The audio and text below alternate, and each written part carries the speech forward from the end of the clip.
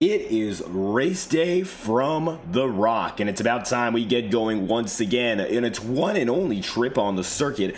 Rockingham Speedway is back in action here on the Integrity Racing League schedule, and it's about time our 25 plus drivers go racing once again.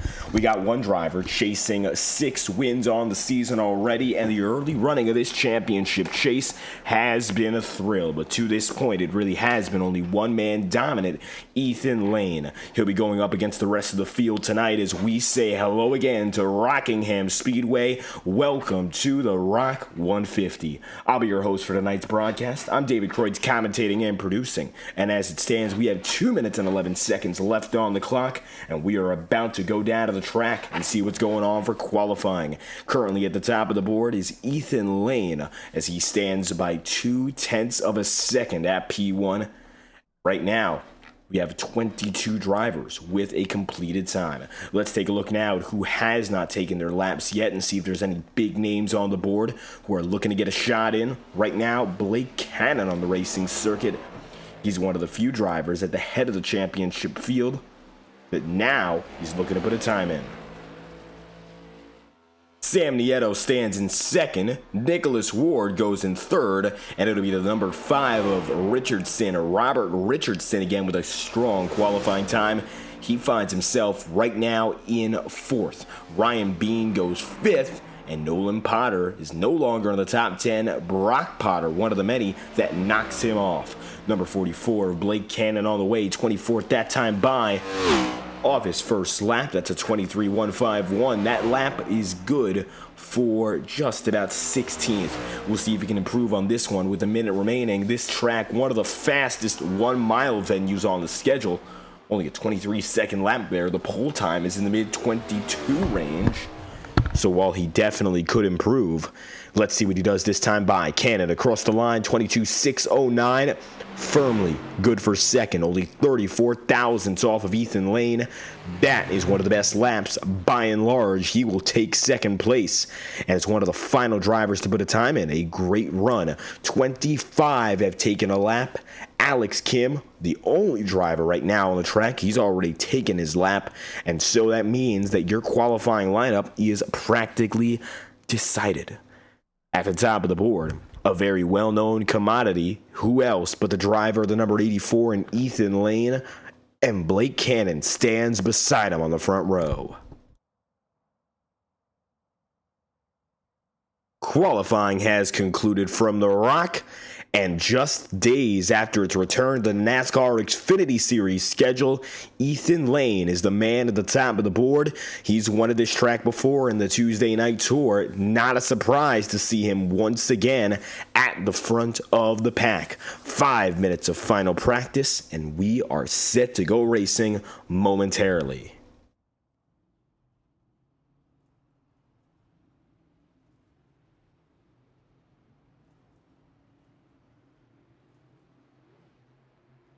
So far, Lane among many others not on the track. Here's a look at some that have just decided to take it downstairs. Eli Cars, Austin Carduels, Eric McFarland among others.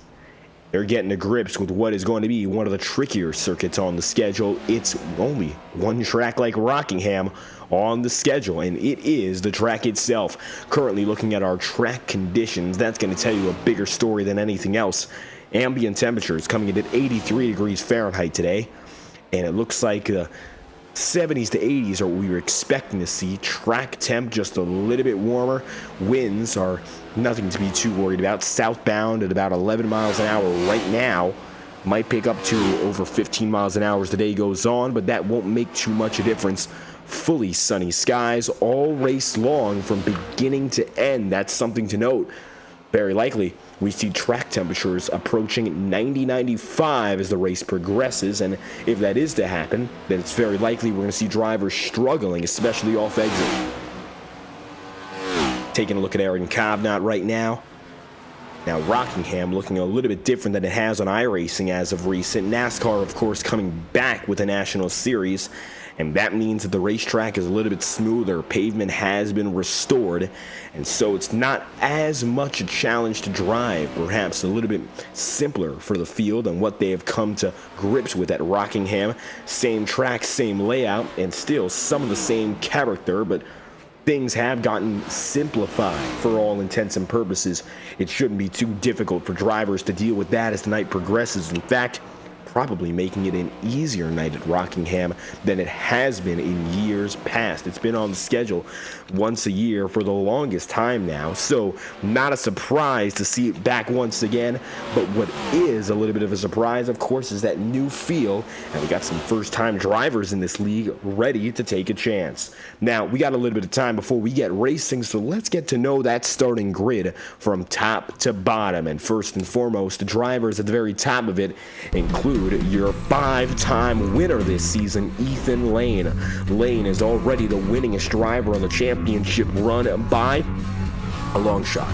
He has himself more than 50% of this season's wins, and he is only on the up and up, looking for what could be 5 consecutive. Lane starts inside of row number 1, and not too far behind him, less than 400ths back, Blake Cannon qualified in 2nd. Sam Nieto goes 3rd as Nicholas Ward takes the 4th position, and with better and better qualifying runs recently, Robert Richardson takes it up to the 5th place. Ryan Bean goes in 6th. 7th goes Brock Potter, and Nate Campbell takes P8.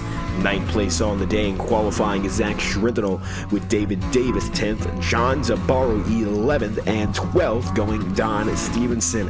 P13 is going to be Joe Yakes with Eric McFarland 14th, 15th Austin Cardules, and Alex Kim 16th. Aaron Cobnott goes P17, Aaron Eads 18th, and to round out your top 20, you'll have Nolan Potter and Sean Kalist. Andrew Hamilton, Richard Smith, Eli Cars, Matt Janas, and Ryan Potter wrap up your top 25. Ryan Potter taking the final lap of all those with at least one qualifying time, coming in with a 25.118, nearly 3 seconds slower than the fast time set by Ethan Lane. Then from there, it'll be Trevor Trago, the driver of the 37, goes 26th. Brad Patton takes 27th. 28th is Bobby Keith. 29th, that's Josh Gallagher, and Matthew Cornell wraps up the top 30 with your final driver on the starting grid tonight, the 55, Randy Fiash. From top to bottom, that's a look at your starting grid from Rockingham, and we are now moments away from seeing the green flag at the top of the board once again. Ethan Lane looking to make it 6 wins on the season with a checkered flag at this venue tonight. Wouldn't be too much of a surprise if he gets it. He is by far the favorite to win, but we have seen some upsets and some underdogs come through so far. Lane not yet on the racetrack, and with 5 seconds left in final practice, it's about to wrap up, and we are about to go racing for the first time on iRacing with the brand new repaved Rockingham Speedway.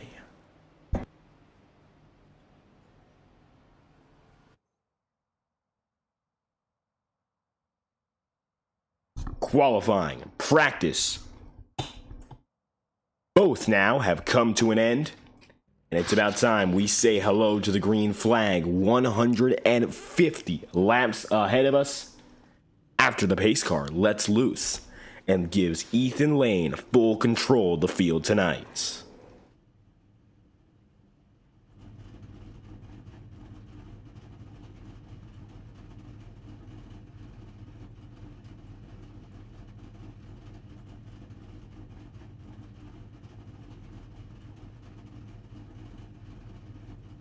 Rockingham Speedway, as we've seen so far on the schedule beforehand with the Phoenix Raceway, is a 1-mile venue. One thing about Rockingham is there is no second groove. Phoenix has the dog leg, which drivers can use to cut to the inside of the racetrack, and they've got some success in cutting slight distance. There really is no way around the D-shaped oval here in Rockingham other than the regular way. Turns 1 and 2 are banked at 22 degrees, but it becomes even steeper out of 3 and 4 with a banking of 25 5 degrees. This track is fast and it relies heavily on high banked corners. If you're able to survive them, you've got a much better chance at victory than otherwise. Set yourself up for the corners well, especially 3 and 4. That speed will carry you for a lap, and it could carry you if you do things right all race long. Ethan Lane in the 84 drops to the inside, and the number 44 of Blake Cannon is alongside him. It's a head-to-head matchup we've seen many a time before. And today again, it is set now to be head-to-head between some of our best drivers. Nicholas Ward not too far behind. 2 of the best set to go head-to-head at one of the most driver-centric courses on the circuit. It takes skill and it takes finesse to exceed here in Rockingham, and it's a new test with new pavement. Same look up in front. Sam Nieto and Nicholas Ward will watch as Ethan Lane is set to bring the field to green. While Cannon goes on the outside line, Lane, the multi-time winner here in North Carolina, is looking to make it 6 wins. Oh, no. Wreck. Lap 1. Already trouble, and we are under yellow. Unbelievable. Your pole sit wrecks, and we are under yellow. Caution is out. Both your top 2 involved. I cannot believe it. The caution is flown. Take a look. What just happened? Lane. I don't know if he made the error or Sam Nieto did, but they made contact. And immediately, that winning streak is in jeopardy. Cannon goes around. Lane gets minor crumples. Did he get hit again? Very slightly. Cannon, Alex Kim also going around. And remarkably, Lane going to get away with minor nudges. Cannon should be able to continue as well. Taking a look back, wondering if it was Sam Nieto who was at fault here. Let's take a look inside the cockpit if they're going to assign blame to him for, looks like, just getting a better launch. I think Lane got loose off the jump. I don't know if Sam Nieto ended up being the finisher, but that's what it looked like. Take a look back one more time. So Sam Nieto not going to be the cause of the incident. Admins are ruling, I can't tell if they made contact there. And if they didn't, then Lane's mistake did the field in. A remarkably rare error from Ethan Lane as he goes down to pit road this time by. Take a look again. And we're going to pull it back one more time to show you what it looked like from the backside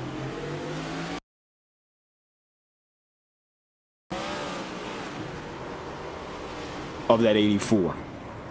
Wow. Ethan Lane, too close for comfort on the race start.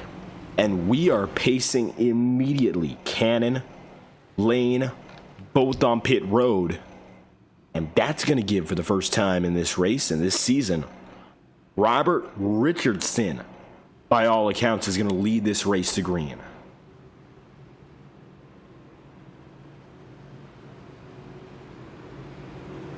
Field is double file again.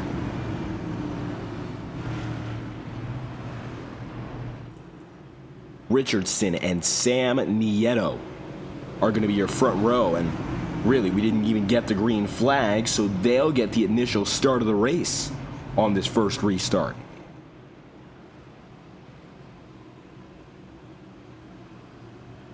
This moves up Zach Schrintenel and Nicholas Ward to take the second row. John DeBarro and David Davis going row 3. Joe Yakes, Don Stevenson take the fourth row. Eric McFarland and Austin Cardules move up to the top 10. Even the best of the best make mistakes. That just got proven big time in one of the most clutch situations of any race, the initial start.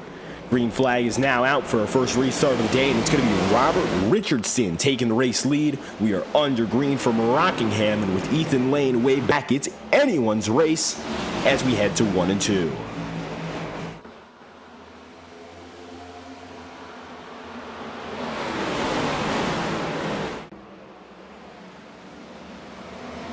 Yellow's out again. Big trouble up the track. David Davis, the second caution, has shot out. Early trouble. And it is a nasty start to this race as Davis is among those in yellow number 2. It's going to help out Cannon and Ethan Lane, of course. What happened here was Davis nudged up the track, got into Nicholas Ward. Joe Yakes made contact, hooked him up. Ward saved it by all means, but Davis came up the track and the yellow flag flew. Take a look back one more time from the onboard perspective of the 97. So 3 of your top 4 drivers have wrecked in the first 5 laps. Watch this. Nudged up, and he was able to straighten himself out. With no way to avoid Davis, who shot all the way up the track basically immediately. 7 laps in out of 150, and another wreck early. We are pacing once again.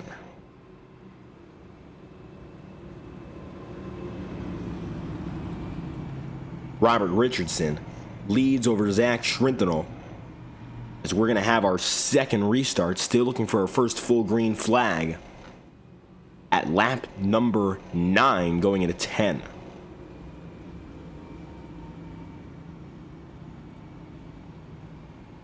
Just a few moments away from bringing it back up to speed.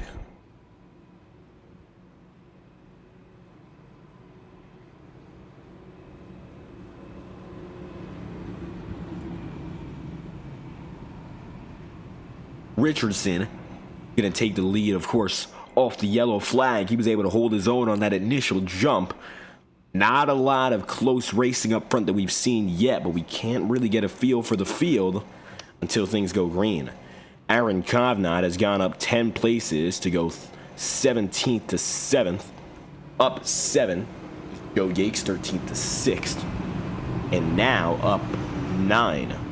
Eric McFarland 14th to 5th. As David Davis and Josh Gallagher have both retired early. Rest of the field still with us.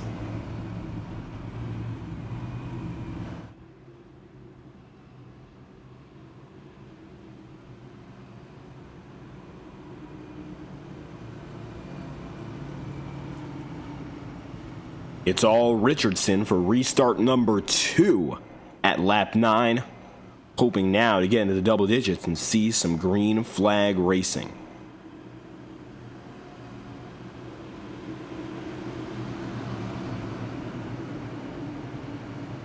iRacing pace truck back away. Packed virtual grandstands, ready to see some green flag racing, and here it is. Richardson gonna get a multi-car length jump on Sam Nieto. Restart number 2 on its way, and it's all Richardson to the opening corners. Yellow flag, are we gonna see it again? Yes. Caution number 3.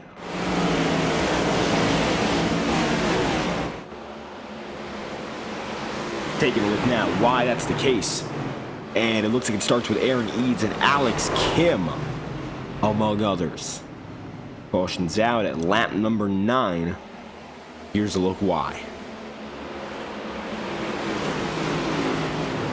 Kim got under Aaron Eads, slid up the track, and that takes him all the way up the circuit, but with no other major damage for anyone. Luckily, most of the field gets away as we take a wider angle look. You'll see Aaron Eads and Matthew Cornell went around at the same time. Cornell was in the back, no other contact. Eads gets in the wall, and Alex Kim is able to straighten himself out after that nudge and avoid the wall, which is somewhat impressive. But unfortunately, that first hit is still going to send us into caution conditions. Yellow is out.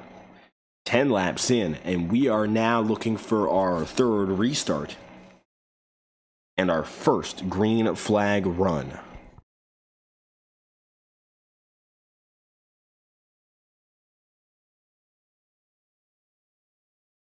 Robert, at the head of the field, has now led the most laps of the day firmly.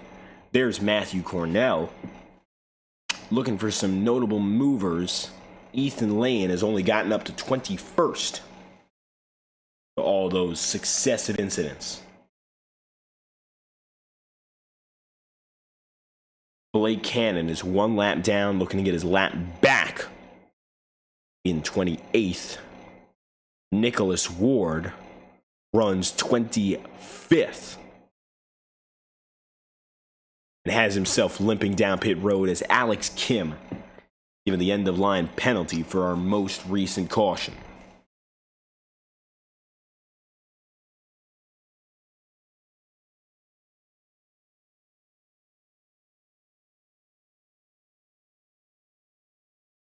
Single file all the way down. Leading man is Robert Richardson.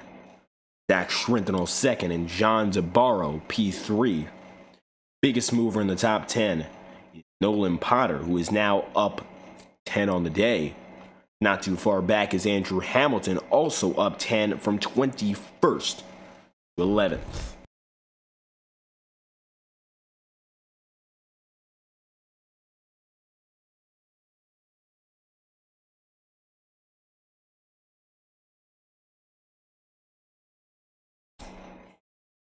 Hamilton is right behind Austin Cardules, who holds the keys to the kingdom. 15 runs in 10th. As we hold steady, now a majority of your top 10, 7 out of 10, started outside of it.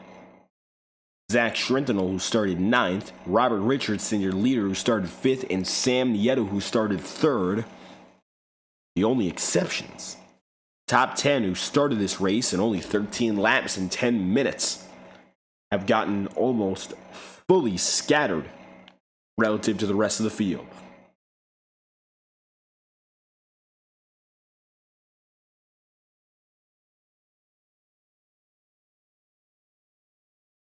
Double file once again.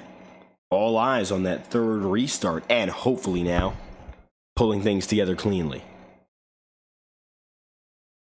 Richardson will lead his third restart. He's gotten himself the first real chance in his young Integrity Racing League career to break out and lead some laps. Nobody's been able to beat him off the jump. He's been the fastest each time by so far.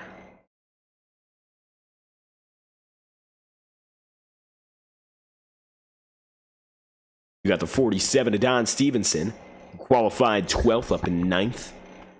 Aaron Cobnott, first podium of the season came for him early at Bristol. And he did that in another chaotic race. I think right now, he's one of the guys who's going to benefit from all the madness on the circuit.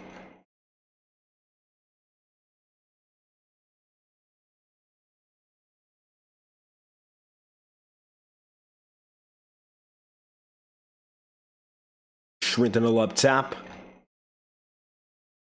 John Zabarro right down low, chasing after the one and only Robert Richardson. It'll be Richardson's third chance. We are set to go green this time by.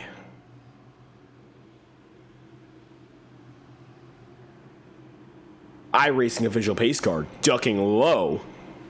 And we are back underway now, spearheaded by Richardson. And it'll be the number 5 team that gets the jump on your third restart of the night.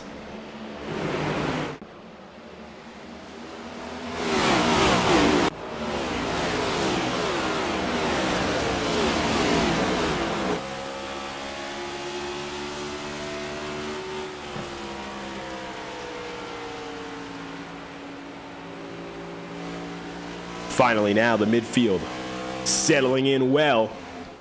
Zabarro finding himself P3. Looks like Robert Richardson already facing some struggles. Aaron Cobb not quick to blast by, gets in a fourth. Trentinel finds himself up and away. It's now 20 laps in, and we are finally getting the field into a groove after 3 early yellows. Shocking to think that Ethan Lane and Blake Cannon both had themselves a lap 1 caution. And Lane, by all means, was at fault.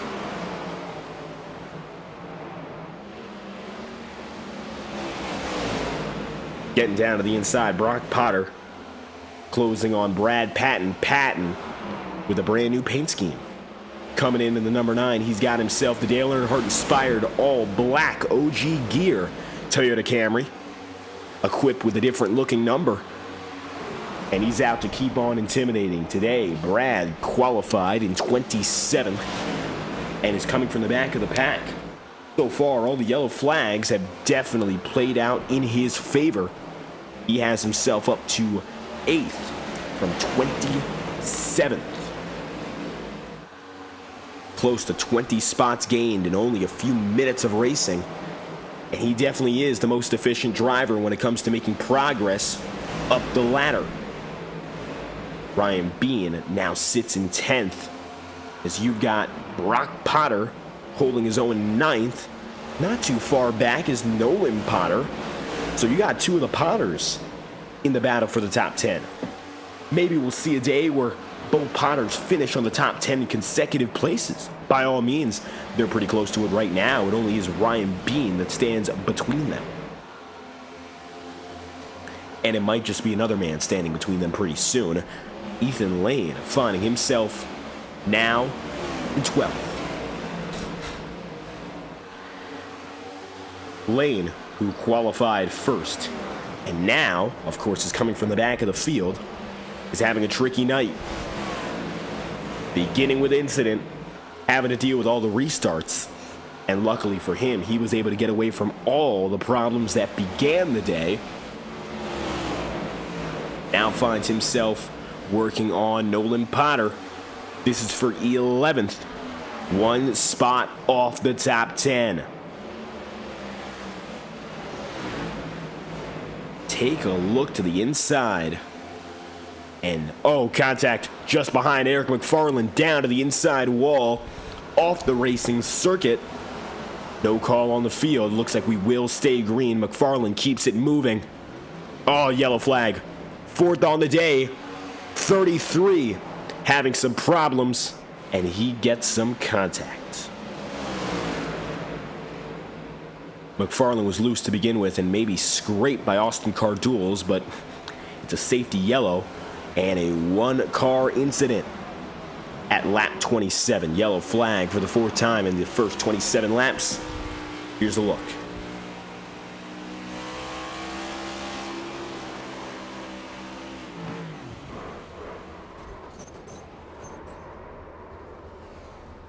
Oh, without a doubt, loose off the exit of 2, but I don't think he was hit. Either way, the yellow flag will fall. 1 driver involved in Eric McFarland, and it's a racing incident as the yellow is out again. Zach Schrintenel, your new race leader. Sam Nieto, 2nd. And Aaron Kovnat has moved into the podium. He finds himself now 3rd place, started in 17th.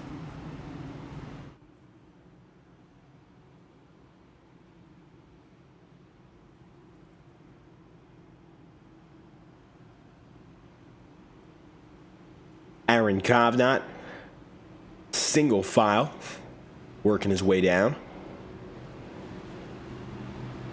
Got number 44 now, Blake Cannon getting another lap back here. And this should be the one that puts him on the lead lap.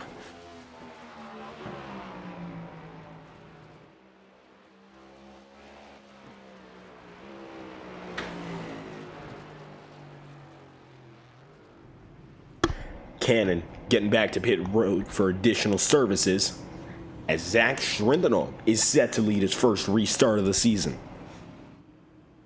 Now, the way this race is shaped out with all these early problems has meant basically anyone has a chance to get up to the front of the field.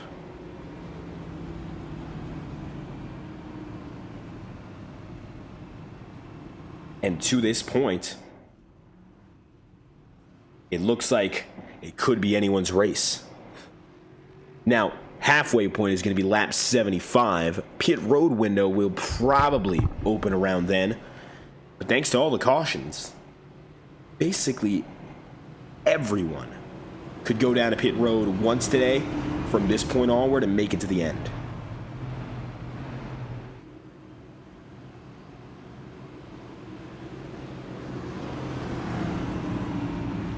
We're double file, and we're ready to roll. Zach Schrintenel gets the call to lead us off. Sam Nieto in the number 2. Now the high spot he's been all day is in second.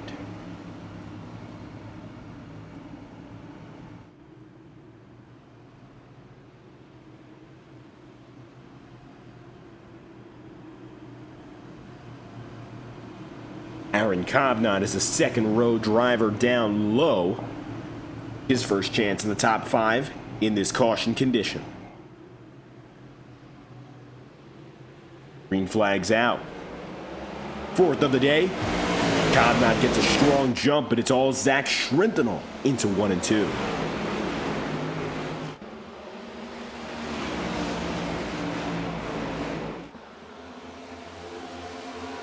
'91 car. Dropping to the inside is Schrintenel. He has no choice but to go a little bit higher. And now vying to take the lead. Kovnat gets to the inside. He has room, but the yellow's out. 5th of the day. We've got trouble. It's Austin Cardules. Now let's figure out why that happened as we take a look a lap back. 5 yellows in the opening 32. Another caution's out.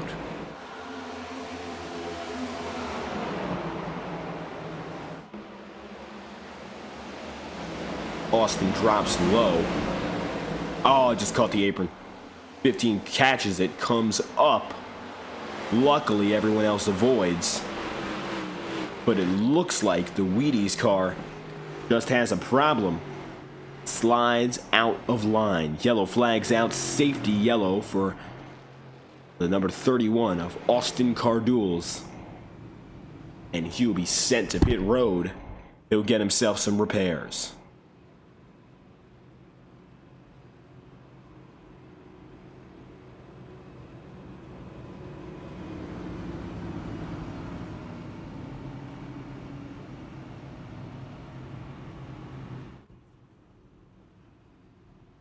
.33 laps out of 150.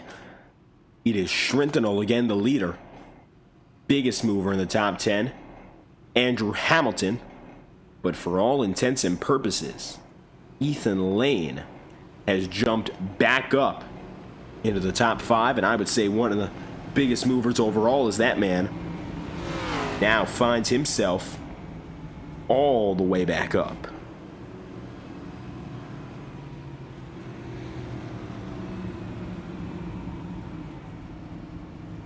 Had it been a regular start to the race, I don't think Ethan Lane would find himself anywhere near the back half of the top 10. But in all honesty, I think it's going to end up being an easy race for him from here on out if the yellows just keep on coming. He's got a lot of time and a lot of opportunity to make things stick.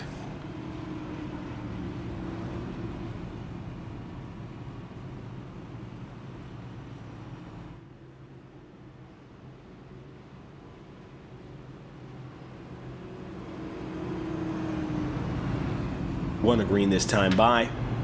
Aaron Kovnat will hold his own on the outside.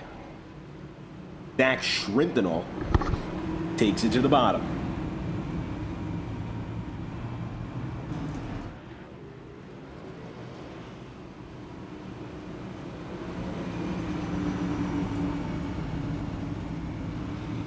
Right now, 28 drivers on the lead lap, the last of which qualified second today and was also involved in that lap 1 incident. Cannon, second to 28th, a long road to recovery, but now finally being on that lead lap with most damage repaired. He can begin, and he very likely is going to jump up a few spots.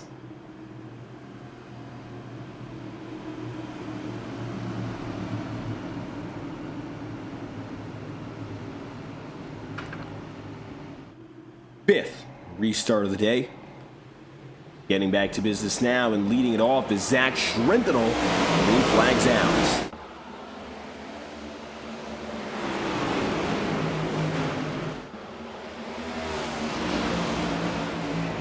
Aaron Kovnat taking second firmly and looking again for the race lead. He'll drive down to the inside and go deep into turn 3. Going to be a crossover maneuver. Schrental's got speed. Kovnat at the line. Won't get it. He'll lose the lead. Schrental takes it right back.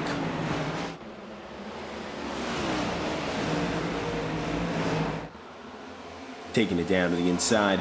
Kovnat once more taking turn 3 as his own. This time he gets right up in front of Schrental. Blocks the inside, and the 91 is the race lead. Lane now gets to the inside of John Tabarro. That's going to be a fast pass. Good for P4. And Lane now chases down the podium as we look on board.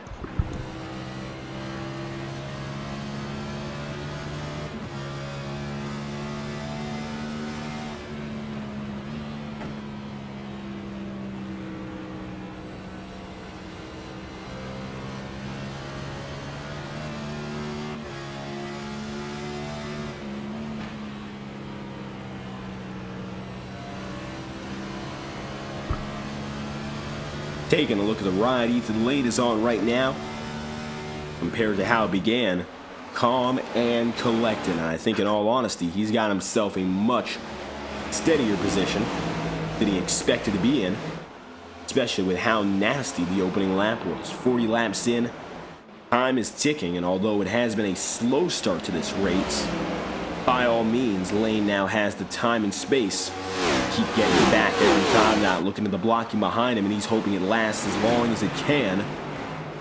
Schrental now up to the high side, but Sam Nieto has not yet gotten out of Lane's way. Lane still looking. Has not yet found it. And I'm wondering if he's going to get that opening. Door still not yet open. Taking a look further back, most runs are single file. Not looking at a lot of all that side-by-side racing right now. It really comes down to this battle for second.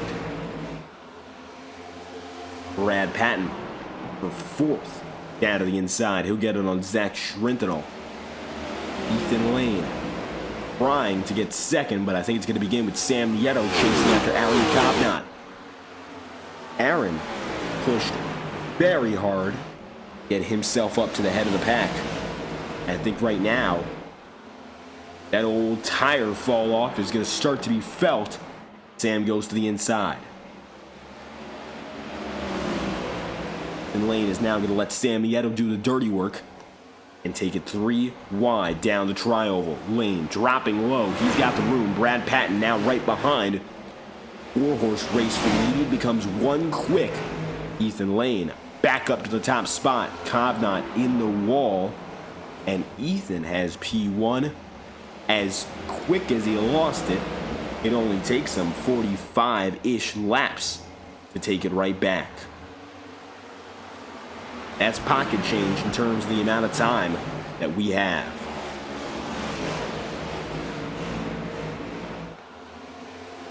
John DeBarro leading over Brock Potter and Zach Schrental. This is the battle now for 5th. Side by side across the stripe, Schrental still right behind right now as he continues to look on for Potter. Brock having a strong run, qualified 7th, has only gained 1 spot on the day, but he hasn't yet needed much else.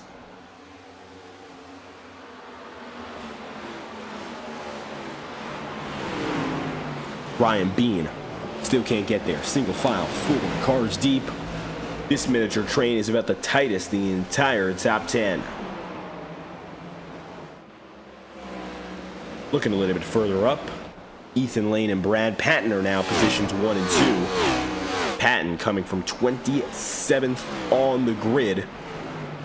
And further up from him, only one man, the only driver who qualified on the pole today.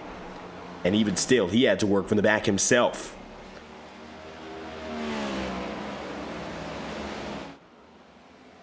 Qualifying really not meaning a thing. And it all begins with that lap 1 incident. Sam Nieto of the top 4 drivers is the only one who has not gotten in a wreck today. Still, he holds it steady in 3rd as the rest of the field has crumbled and rebuilt itself around him. Aaron Kovnat, 4th as they run. Drop back a little bit, and now the Cal Off Deitch Racing driver has a little bit of trouble. John DeBarro in his rear view.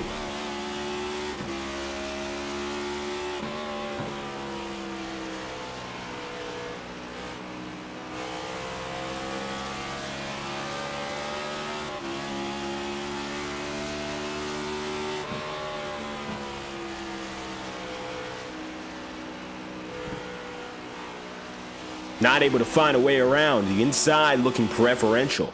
And John not quick to use the top. Everyone else getting settled in.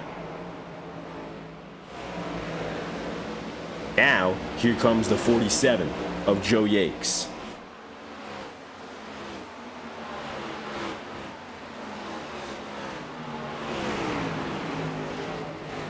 Quick pass for the 47 car that gets him up to 11th.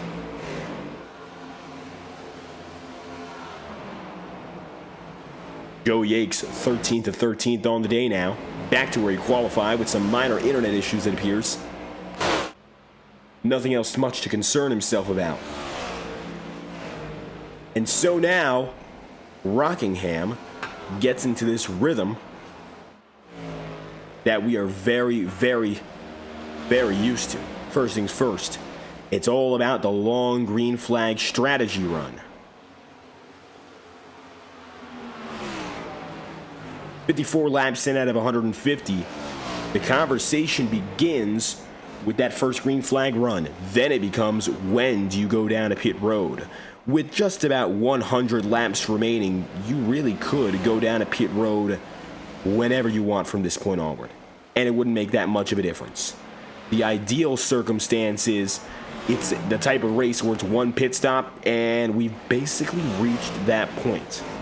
You're not going to see any differences with regards to what happens if we go caution-free. 100 miles, 100 laps is very possible for these drivers to figure things out with on one extra set.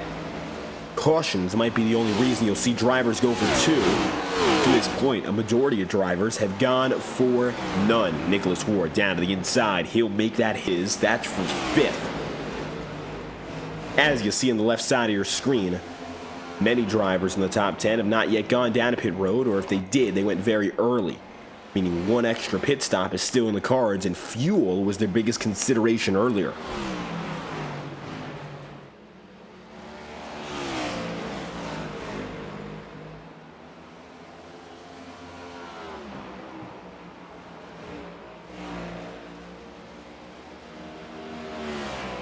Taking a look a little bit further back down the alley to find the most exciting battles. Up top, Bobby Keith on Nolan Potter.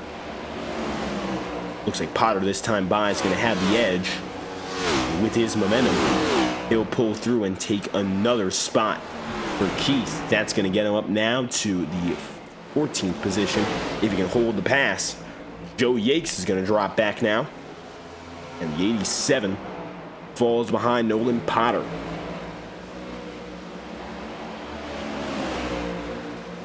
Among those at the head of the pack right now, Ethan Lane, Brad Patton, Sam Nieto, but all of them had to get by this man to start this race, Robert Richardson. Richardson able to lead multiple of our early restarts. And even though he's no longer up at the head of the pack, he made his impact early on, qualified well, and when the chaos began, he was able to get himself up to the head of the pack. Now currently he finds himself running in the middle, so I think he's going to hopefully have himself a little bit more of a waiting game to get back up there. You just got to let things settle in. Right now, maybe he doesn't have the pace, but when strategy figures things out and pit stops start becoming more common, Richardson might have a chance up front again. Speaking of pit stops, going one, that's Austin Cardul's to pit road. Looks like he's off cycle.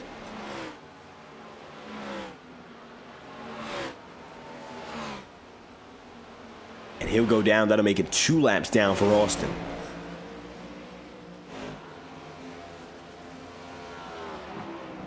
Ethan Lane is still at the head of the field dictating pace. 2.5 seconds back now. Number 9 of Brad Patton. Perhaps the most interesting story of this top 10. Patton, as the yellow flag flies, let's figure out what caused it. And another incident, I believe, Sean Kalist involved. The man 1 lap down on the right side of the track. He's got damage.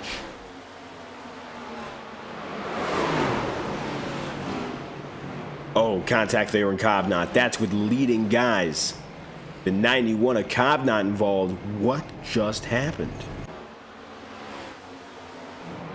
Well, looks like, ooh, both drivers go into the turn horrendously different. And Kovnat sees a problem. I'm not sure who they're going to rule that on just yet. Going to watch both onboards. I think it was a matter of Aaron being quicker and not expecting to meet Sean on the way in. I think that's what it was. Oh, I don't know about that. I'm not sure. Looking back, Sean didn't quite earn that much. Let's see what happened here. Take a look on board.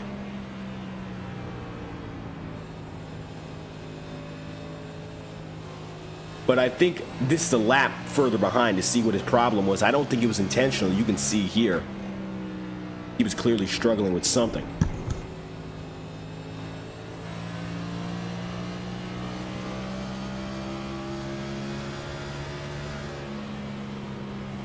Yeah, I think there were just previous issues and he didn't expect to meet up with Kovnat.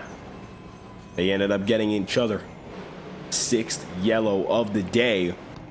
And that is a freak accident on the circuit as the 90 and the 71 connect.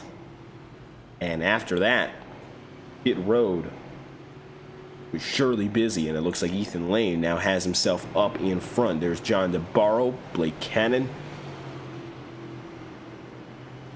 Blake now in the top 10 conversation after that yellow. Seeing the 1 lap to go marker. Don Stevenson will lead as he decided to stay out.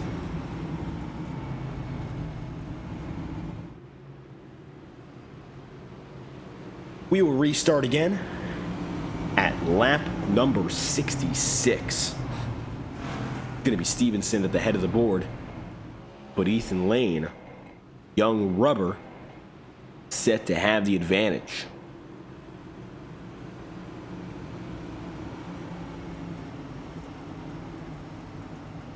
With Lane and company coming down to pit road lap number 64, it's most likely they won't have to go down to pit road for the rest of this race. Don Stevenson still has one more pit stop to complete. He wants to get to the end of this one.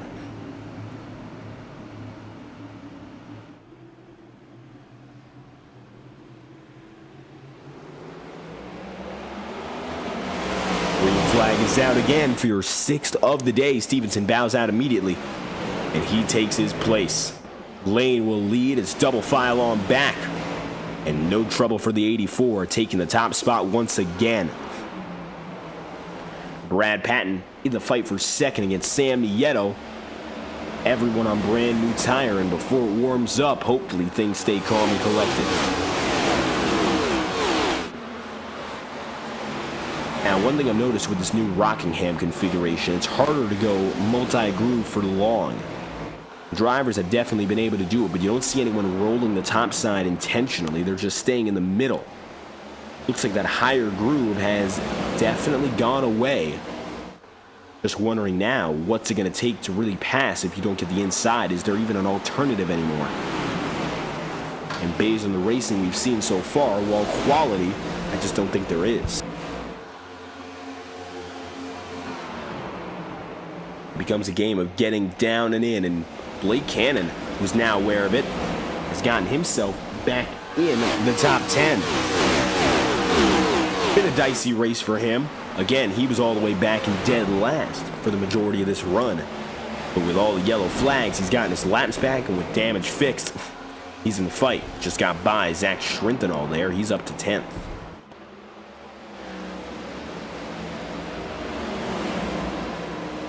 Nolan Potter side by side now with a 34 of Potter. Schrintenall Potter toe to toe. And the inside is held well.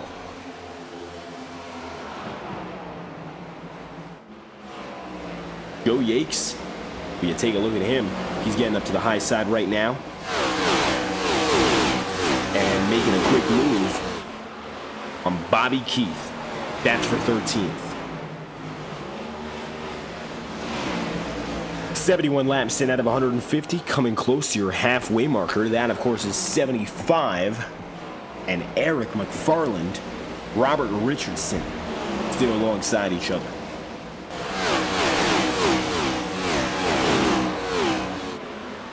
McFarland tucking low.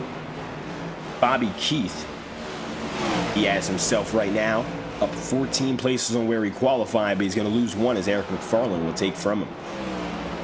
Patton gets up to second. Sam Nieto now third. Nicholas Ward, Alex Campbell, Ryan Bean, all in consecutive order, have themselves fighting strong. Single file right now, though, so none of them have really made any active moves per se, but they are within striking distance of each other should they choose to go a little bit more aggressive.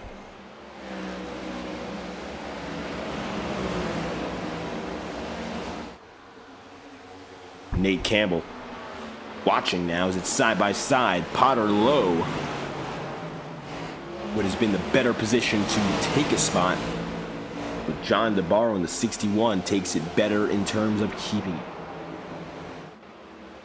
Now he'll get the launch off. He's going to keep that number 14 of Potter right behind.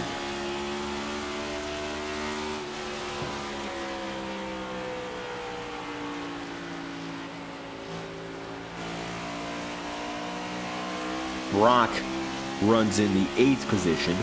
Nolan running in 11th. Again, we are on the verge of what could be both Potters in the same top 10. It just comes down to one position. 76 laps in out of 150. Crossing the halfway marker. It is 50-50. 75 laps to go from this point onward. And now with Ethan Lane in cruise control and the field getting more steady by the minute, this second half of this race is most likely going to look very different from what we saw at the start. Having ourselves 3 back-to-back yellow flags and then a 4th within the first 15 laps slowed down the pace of play immensely. That's the difference between 10 to 15 minutes of green flag racing, and the amount of fuel burned and the amount of tire wear we missed. Huge. Now you're really going to see who's got the best stuff for a long run. All of a sudden, take a look at the man who's gotten much closer. Brad Patton. Now the gap is 3/10 between your top 2. If Lane's winning streak was ever in jeopardy, the way it began, well, of course, horribly, having that wreck, that might be the omen that tonight is the night his streak snaps, a streak that goes back to the beginning of March. And also, he has himself a win in February. Right now, If there's going to be any one driver who can snap it, it's Brad Patton. Take a lap on board with your second place driver on the hunt. Oh, yellow flag. It's got to come out. If that's trouble. Well, they just got by the lapper, but who was that? Hang on a second. We got trouble down the back straight. And it looks like among those who are now at least a lap down, who was that? No reporting coming out, I believe. Yeah, it's Matthew Cornell. Luckily, no yellow flag. He was on the inside and got loose. Spun out of 4 is what happened.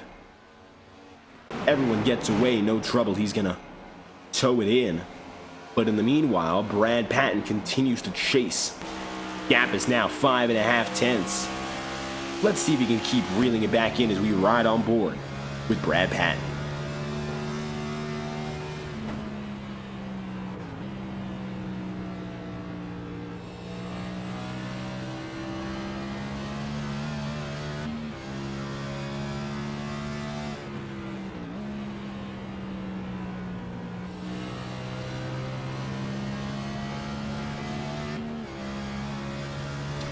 That time by, no gains, and it looks like Ethan Lane only letting up a little, gaining a lot. He's been able to take 0.3 of a second right back from Brad Patton. Really didn't take him that much.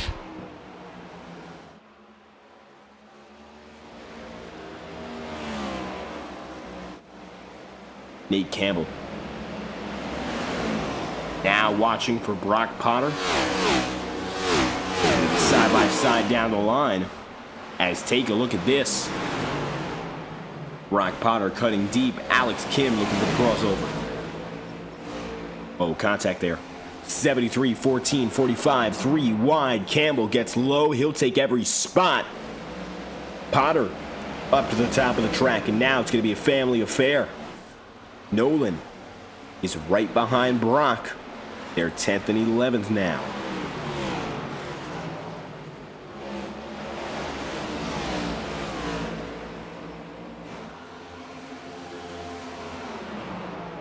.50 laps remaining on the day. As now John DeBarro finds himself getting out of that trouble. Same with Nate Campbell. And Blake Cannon strings out to 8th. There's a lapper in Austin Cardules. He's on the racing circuit going up and down. On the surface, mind you. Looks like everyone's going to be able to get by him without much an issue. Ethan Lane, 65 laps to go, leads over Patton. And from 27th up to 2nd, it looks like Brad finding that very last moment. In last position, the hardest of all, just has not yet been able to make it through.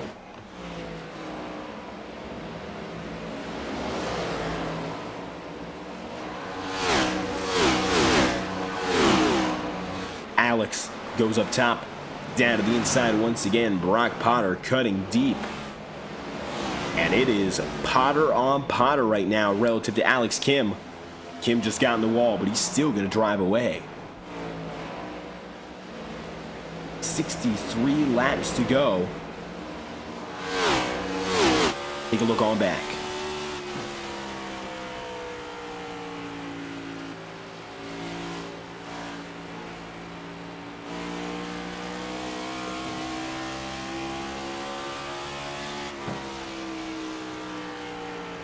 Tucking low again. Nolan Potter, still no dice.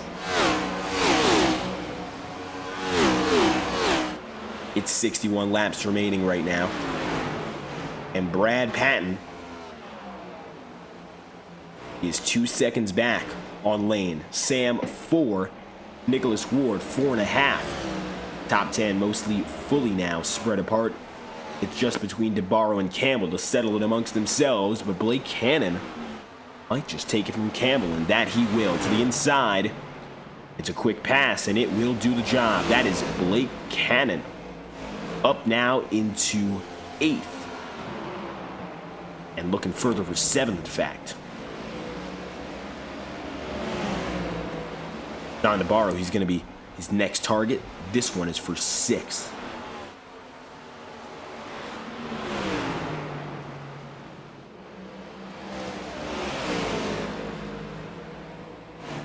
59 laps to go. Navarro now further back, and we are officially in the last stretch of this race. First half, being much longer than many drivers anticipated by virtue of yellow flags, has given way to that long, hard racing Rockingham is best known for. Tire wear mattering, making sure every lap counts. It's a long haul. Best drivers with those long haul environments are the ones who are going to thrive at the Rock. And currently, it makes sense, the guys who are up in front. Brad Patton, always a driver who gets out there best when it's tricky. Sam Nieto, Nicholas Ward, Blake Cannon, more of the same. Ryan Bean, used to it on the road courses. John DeBarro, Nate Campbell, Nolan Potter, and Alex Kim have all outlasted the best of them.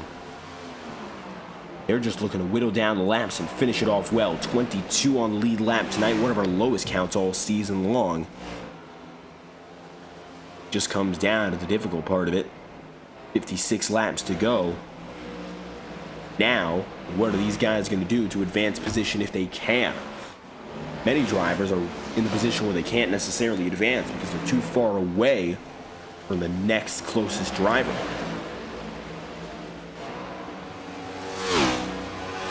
Ryan Bean may be in jeopardy as John DeBarro comes near him.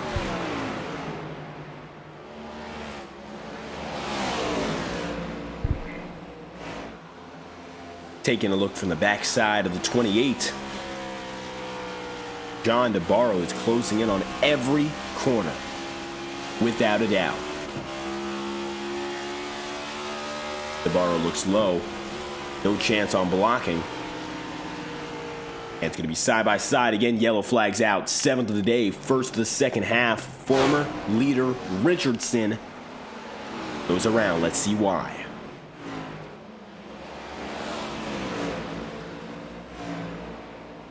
Just looks like he got loose. Went up the track. Nobody else involved. Yellow flag is out, though. And I don't think anyone else hit him, luckily. Matthew Cornell at the same time had an incident. Wondering why that was the case, but he's going to retire. And the yellow is out. Caution with 53 laps to go. Ethan Lane will lead. Brad Patton is second. We will have less than 50 to do it from there.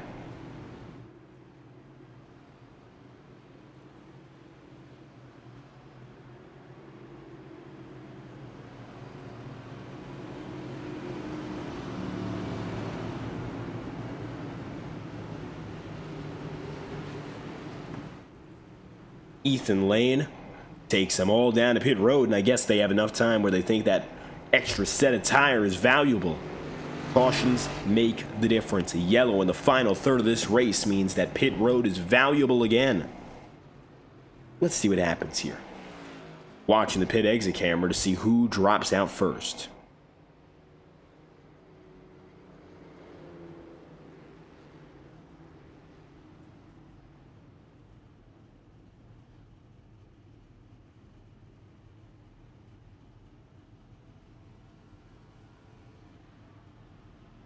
One of the last drivers in with Ethan Lane was Blake Cannon, but nobody's going to beat the 84. It'll be Lane, Patton, Austin Cardule, Sam Nieto, Nicholas Ward, Blake Cannon, Nate Campbell, John DeBarro, Ryan Bean, and Alex Kim. That's your top 10 on the way out.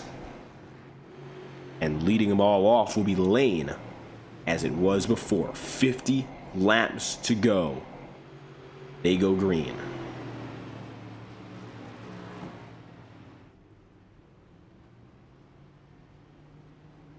Setting it off this time by the green flag. Be led by Lane and Brad Patton. Austin Cardules got out third of all drivers. However, he is 14 laps down. And he will go down to the end of the leading line. Alex Kim, the final driver in the top 10.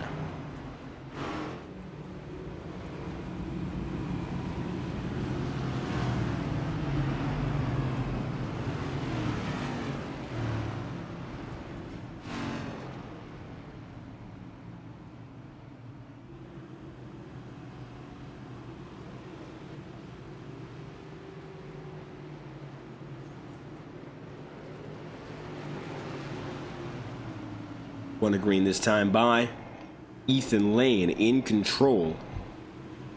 When we set it off this time, 50 laps remaining.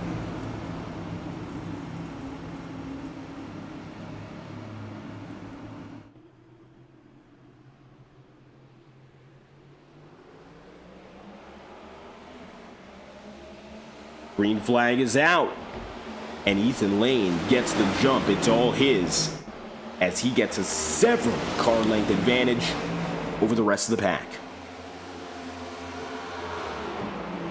Brad Patton and Sam Nieto side by side. Nicholas Ward, Blake Cannon, Nate Campbell, John DeBarro and company, all holding back as it's double filing deep several rows.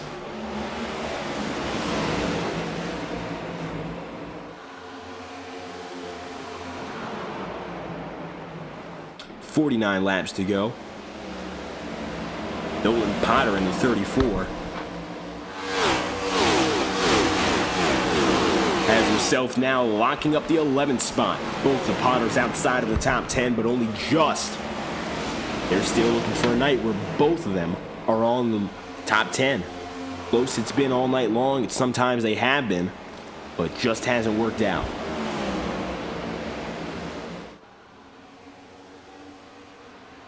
.48 laps to go. Ethan Lane trying to break out once again. And it looks like he has a little bit of a breakaway. Nicholas Ward dropping down to the inside. Has not yet gotten through. Sam Nieto maintains his second spot, although Ward is fiercely watching.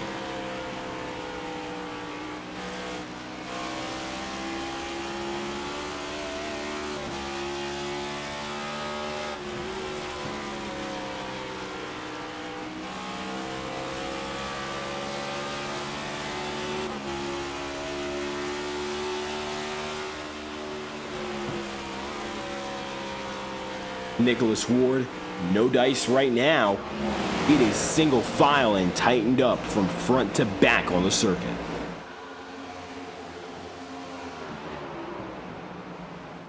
.45 laps to go for Zach Shrintano, who's had one of his best races of the season. Zach, who started this race, of course, up there in the top 5, proved that top 10 qualifying position was no joke. What I'm sure he would like to do right now, of course, is finish off the night with a top 5. He only has a few more positions to make to get himself there. Ryan Bean, John DeBarro, Nate Campbell, and Blake Cannon all up to the top 5 here. They have themselves racing against each other, but unfortunately, they're just not going to be able to keep up with that upper block. Cannon might have a chance, but remember, he's got himself a little bit of damage. And I think that's going to be the differentiator here as to whether or not he can really compete at the upper echelon late in the game. Side by side, Ward getting it on Brad Patton. That's good for P3.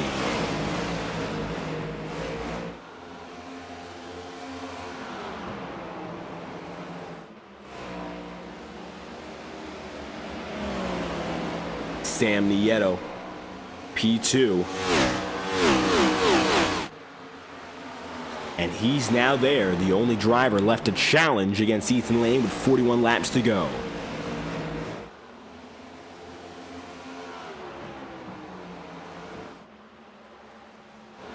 Brock Potter, 7th, down to 11th here.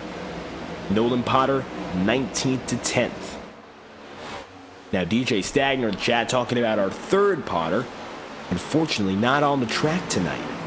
Maybe we'll see him another day, but for now, these two are the show, and they've got to make it around one more driver to make it a double Potter top 10. Still very possible. Just going to take a little bit of help. Well, actually, Ryan Potter down in 20th. We just got back on the racing circuit. We saw him on pit road beforehand. Now you see Ryan here, 25th up to 20th. He hasn't yet gotten in the battle with the Potters. And Nolan and Brock really controlling the show tonight. 39 to go for Ethan Lane. He's coming up on lap traffic. That is Richard Smith.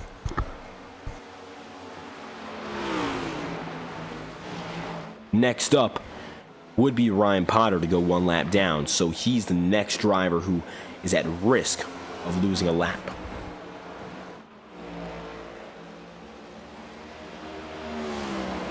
.38 to go here. Eric McFarland in that number 33 at the middle of the field, and at the heart of it doesn't see any drivers really around him. 7 seconds back to 15th, 20 seconds back to 20th. The big fall off is after 15th. Most drivers are tightly bundled otherwise until that point. Right now, looking at tire stints and strategy, it's been mostly unified today. Last pit lap was 99, and I think it's almost a certainty that's the way things are going to stay. Nicholas Ward now seeing that battle for second get closer and closer. Ward getting up there, and Sam Nieto hasn't yet found the room to dive to the inside.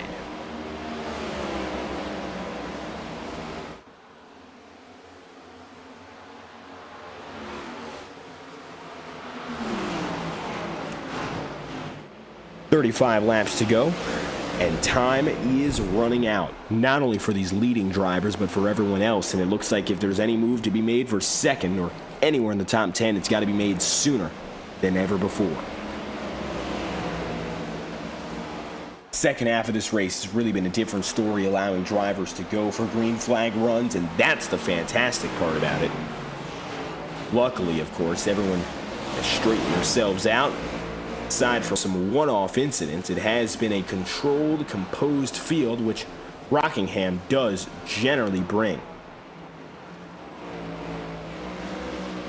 Farland watching and waiting as Trevor Trago just behind him. Trago 16th on the day, up 10 places. Wanted Goons team not doing bad at all tonight. Brad in 6th.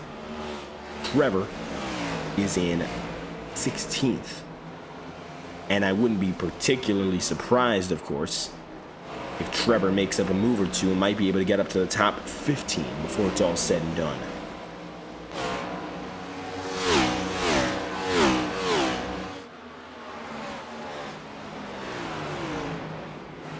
.32 laps remaining. Alex Kim, one spot down from where he started. 16th down now to 17th, and looks like some right side damage is going to be the finisher.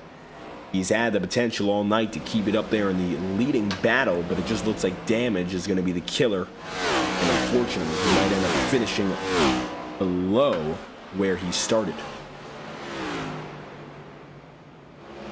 Not the best of outcomes by all means, but still, Alex Kim on the circuit, so if there is any chaos that is bound to go down, he might just be one of the drivers first to benefit.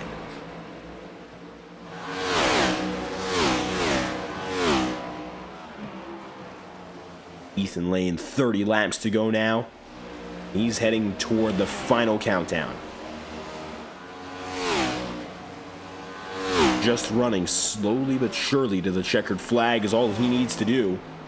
Has the distance and the pace to finish it off and make it win number 6 on the season for him.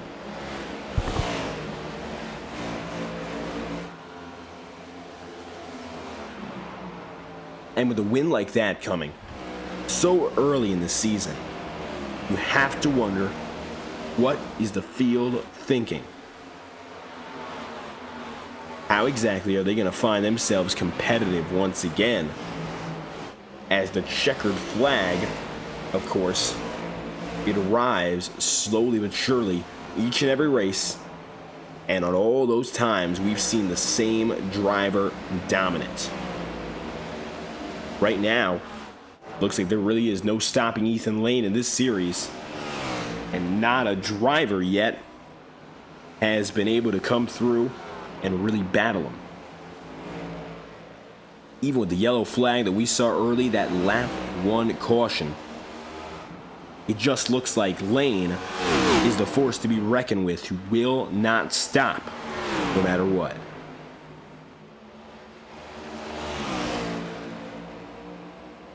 .26 laps to go this time by. Top 10 has largely straightened itself out. It's Trevor Trago and Eric McFarland who have themselves closest distance, and that's about 0.6 of a second as Ryan Potter swerves to the inside. Getting in there again against Richard Smith. Still, Trevor Trago can't quite make it count.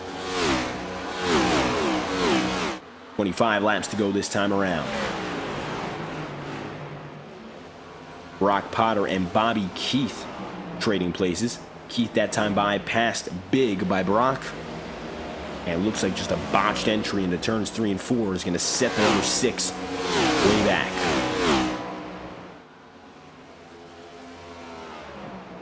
Lane now only sees 19 on the lead lap, with Andrew Hamilton at risk of losing a lap as well.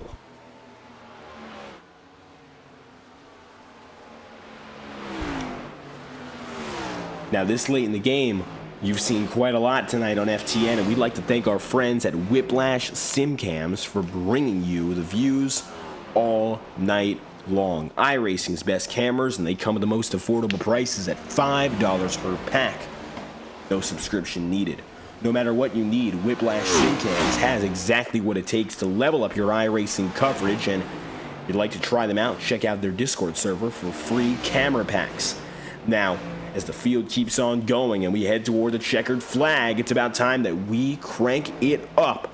Brought to you by Whiplash Simcams, with the best sights and sounds here in Rockingham. 22 to go. Lane, you're the leader, and we are going to get live and loud from the Rock.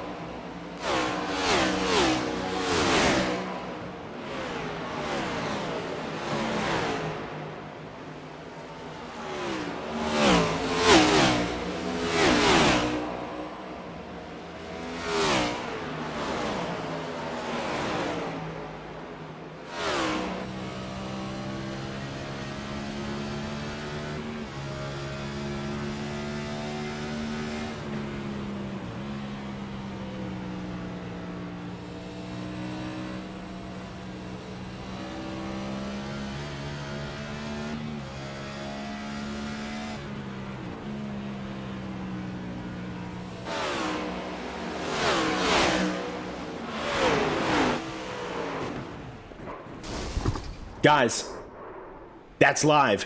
Caution is out.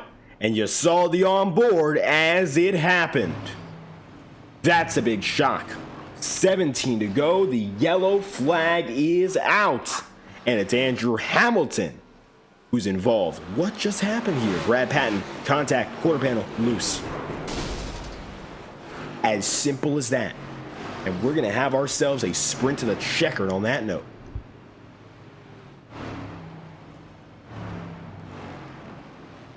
Now, taking a look one more time as it happened, it looks like that first contact was the only, shall I say, real contact, and then there was some net code that shot up the 24 and sent him all the way high.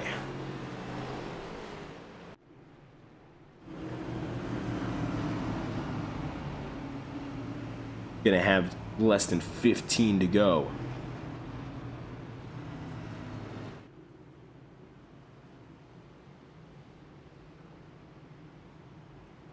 Pit road is now busy once again, and it's not late enough.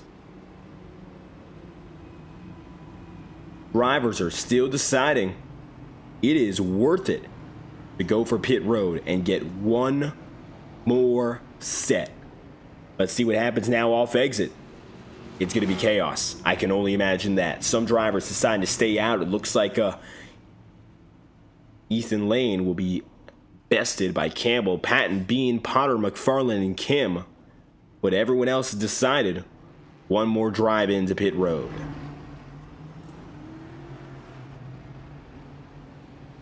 Lane will make it out with John DeBarro just ahead. Then Nicholas Ward and Sam Nieto wrap up the current top 10. Cannon will back out and disconnect for the day.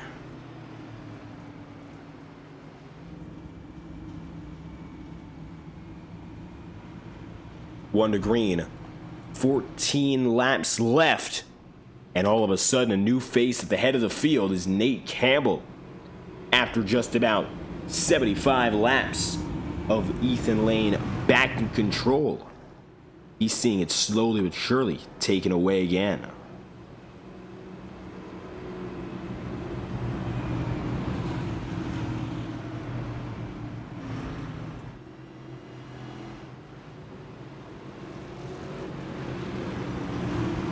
Nate Campbell, Brad Patton, top 2.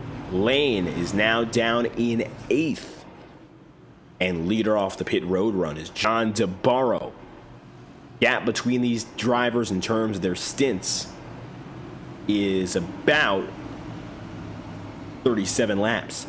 That's a big deal. That's more than a second a lap. And it's going to play out for 14 laps. And only 7 drivers decided to stay out. They are a big minority here. And I don't think it's going to help any of them. This track position is due to fade. And the benefits are going to prove big for the guys who went in and got tires. Green flag's out. Alex Kim already up on the track. Old tire causes problems. Yellow. And that is about the worst way to end the night for Alex Kim. As the yellow flag drops, and you saw it there, it was pretty simple. I mean, not much else to say about it. We'll play it again. But loose off the jump. Alex Kim in the 73, leading laps early. But it just looks like some troubles in strategy. Tapping countless times here.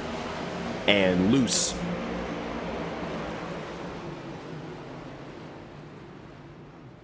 Cautions out. We'll have less than 10 laps remaining when we go green.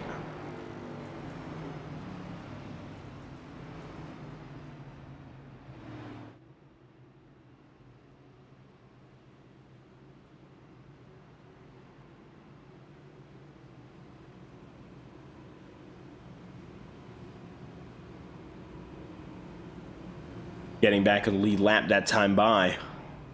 Looks like Richardson is 1 lap down. Ryan Potter 2 laps down. Blake Cannon 5 laps down and retired, as is Andrew Hamilton.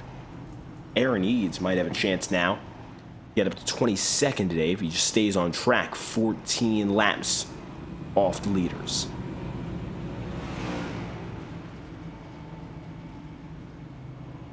I'd like to thank our friends at Next Level Racing for providing tonight's coverage. As always, since 2009, in fact, Next Level Racing has been providing the best deals in simulation racing. Get 5% off checkout at nextlevelracing.com using promo code INTEGRITY24.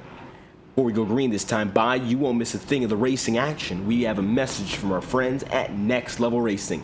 We'll be right back, and coming back with it is the final 10 laps of racing action from the Rock. You won't want to miss it, so get settled in.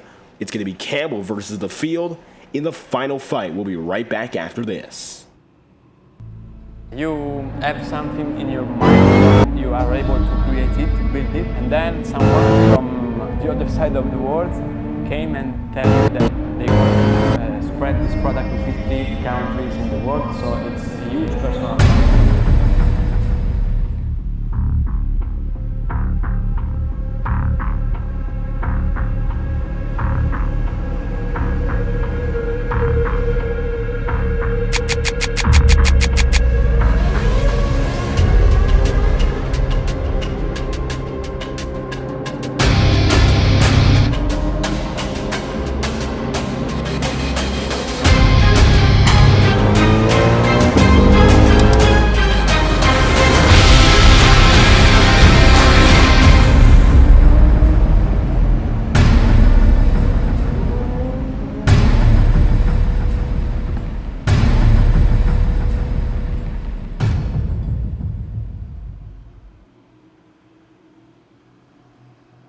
9 laps to do it.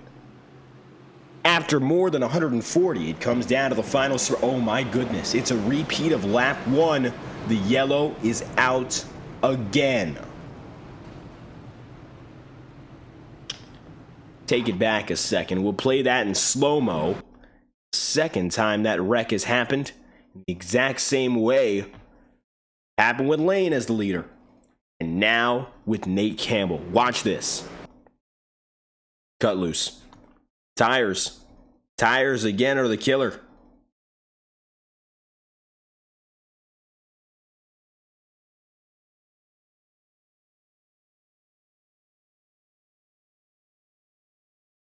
And as you see there, Campbell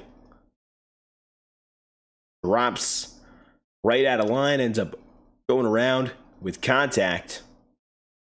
And it's Nicholas Ward, Zach Schrinthal, and a huge wave of contact as Bean, Patton, Potter, McFarland, and Lane are your top 10. Caution is out. Very similar way to the last one. This time around, Ryan Potter, who has become the chat favorite on the day. It looks like he is indeed the lucky dog. He'll get back on the lead lap. He finds himself now 19th. Rock in 10th.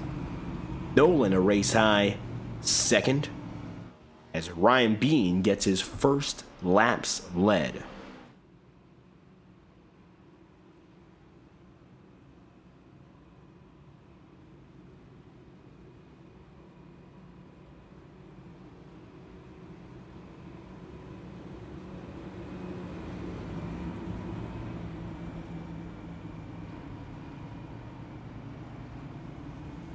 One to green next time by 5 laps to finish this race. A caution will send us to overtime if, of course, anything else happens.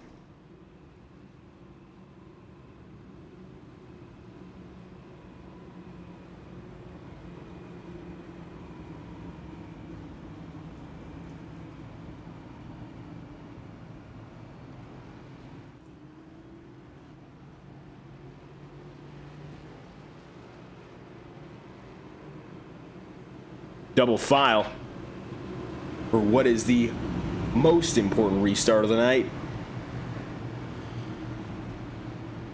And I don't know how else the field is going to put it other than it is go big or go home. Ethan Lane with a 6th win and 5 consecutive on the line. And it all comes down to whether or not he can make up those 3 spots without another incident. We have seen leaders wreck on the restart more tonight than any other caution type. It could just happen again.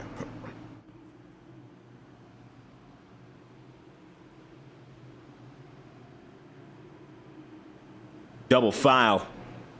It's all Ryan Bean. He's got it this time. Nolan oh, I can't believe it. Wow. I cannot believe it.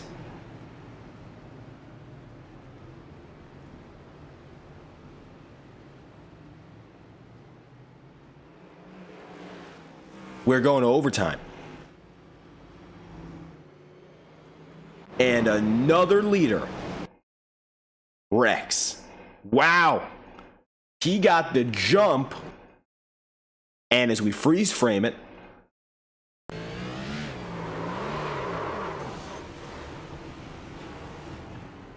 I'm more surprised that even though it's happened now 3 consecutive restarts, same mistake is being made. I gotta wonder what's going on inside the cockpit there. You see it there for Ryan Bean. He gets up to the highest point of revs a minute. 2nd gear, and it just looks like it comes away from him. Nolan Potter, perhaps the smartest man in the room, for laying back. He would have been killed had it not been. He missed that by a good 5-6 feet.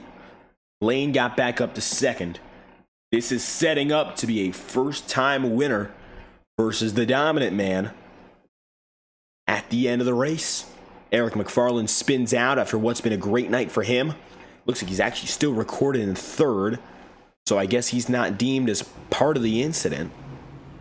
Going to be 2 laps in overtime to settle this race.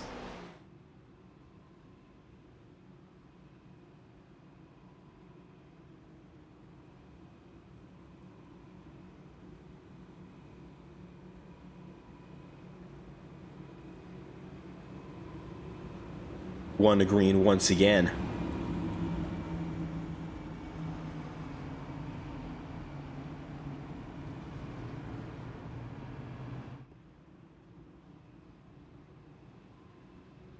What is most interesting now is we do also have some additional attempts. This really could not be the end of it, or it could be. If there's another incident off the leading jump, going to become a change of hands. We have 3 green, white, checkered attempts available. This could be the finishing touch. Most likely it will be. There's still extra opportunities.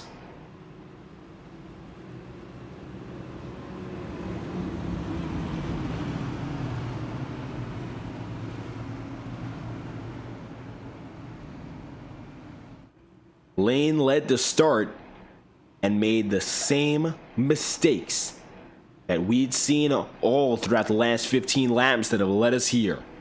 He's got a big chance for redemption, but standing alongside him is Nolan Potter, who's eyeing a first career win. Brock now up to 7th, Ryan to 15th. We may as well have ourselves 3 Potters in the top 10 the way things are going. We'll see if it's the 34 of Nolan who can come away with the victory. Here we go again. Green flag's out. It's going to be Nolan Potter, Ethan Lane side by side, and getting the jump is Nolan. He wiggles. He does not waver. It's 2 laps to go.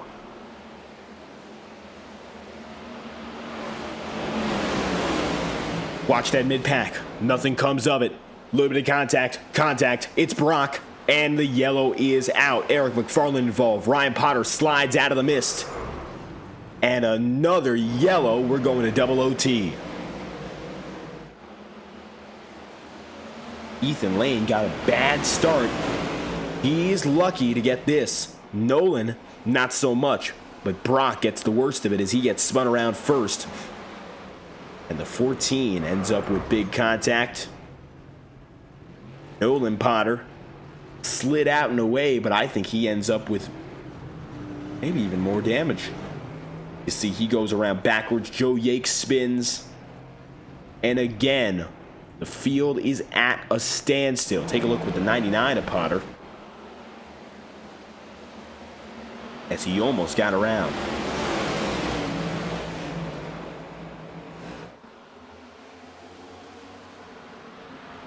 And you see there, looked to be clear. Comes up the track, hit by Bobby Keith and Brad Patton.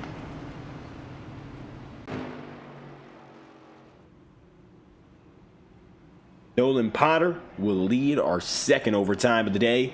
Zach Schrinthal given the end of line and held responsible, causing that yellow.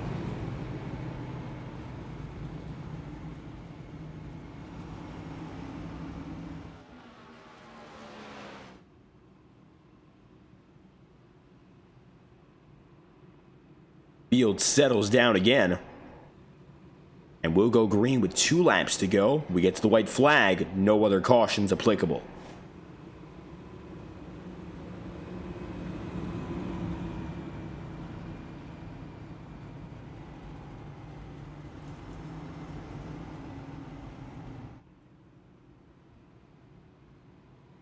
Lane already formed to the outside.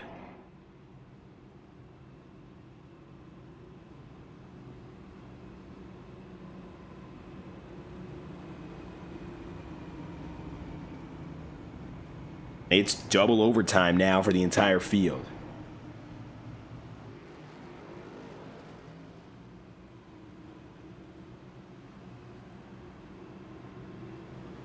Another yellow flag. will bring us to our last possible attempt. And ideally, won't have to get there. We're hoping to see 2 green flag laps. This race could end other caution.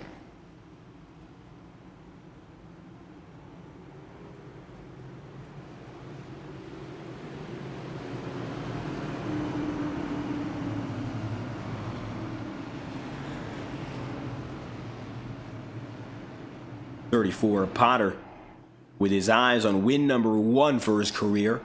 Sam Nieto, Nick Ward, also that second row. They're looking for a chance to get their first of the season. Green flag's out. Potter gets the better jump, but it's closer to side-by-side. Double overtime. Restart once again. Potter gets the block. That's big. Lane finding himself just behind with Nicholas Ward watching. Contact, and it's Richardson. Do they keep it green? It looks like no. Now this is big. This race could enter a caution. I don't know if they're going to let it happen. That's an admin decision. But another wreck means Nolan Potter.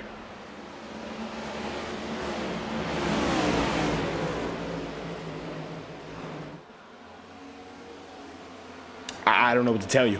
He might just win this based off that yellow flag being so consistent. Richardson into Brock Potter, Eric McFarland and company.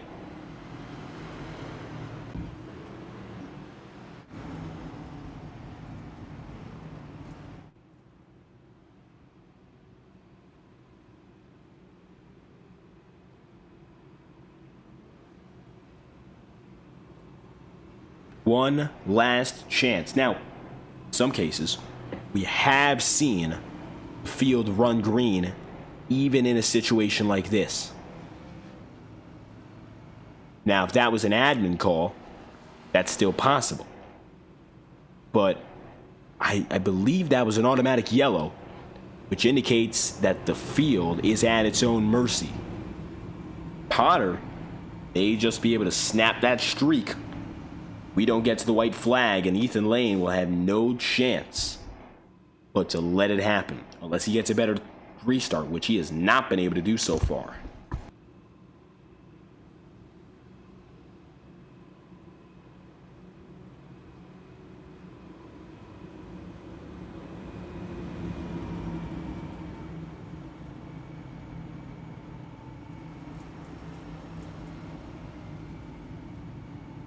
Here we go again, the final of triple overtime. And the last chance for any driver here in Rockingham.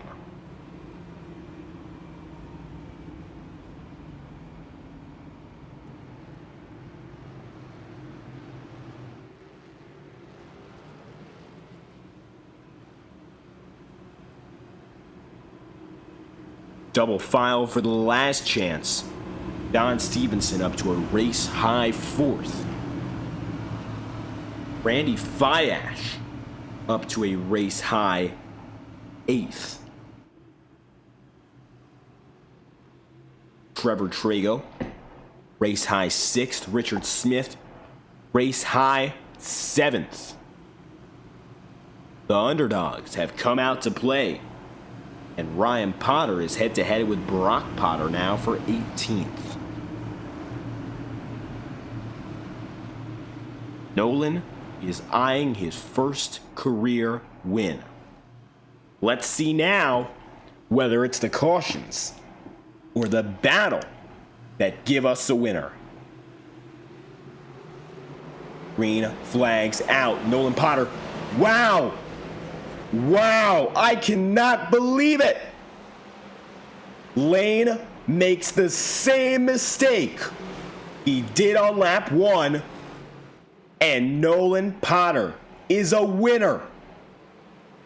That is the circle of motorsport.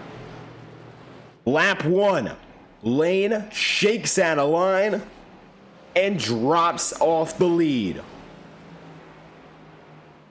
On the final racing lap, Ethan Lane shakes out a line and Nolan Potter coming around now, making it through this final pacing lap under caution, is about to make it to the highest point he has in his Tuesday night career.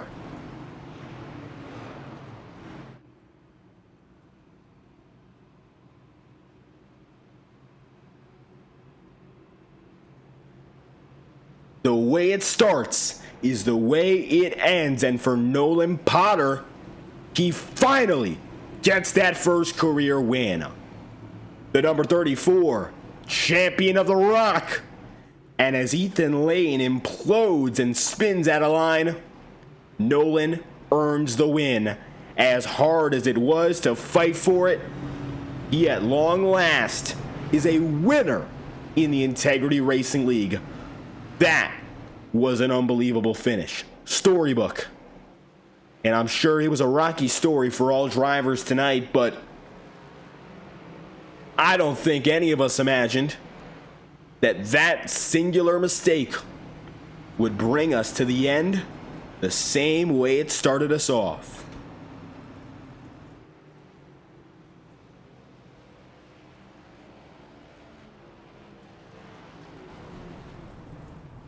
What a way to win it. And already, the 34 is celebrating.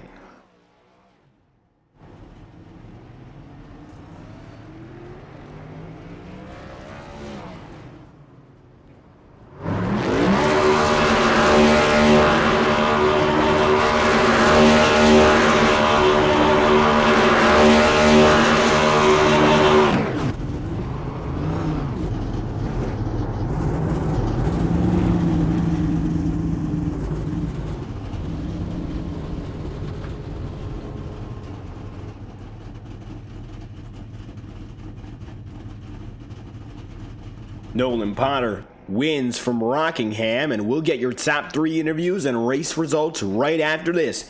You're watching coverage of the Integrity Racing League live on FTN Broadcasting. Stay with us. Your top 3 interviews and a first-time winner are coming up right after this.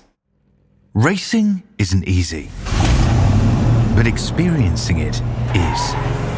iRacing puts you in the driver's seat with the industry's leading sim racing game.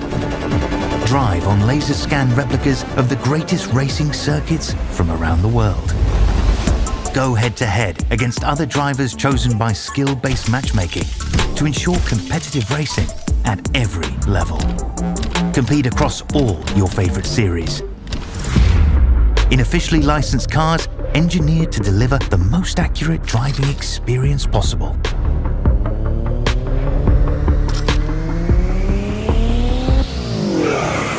Join a race or host your own with players from across the globe. Race against the computer or in a league with friends. Feel the thrill behind the wheel. Visit iRacing.com.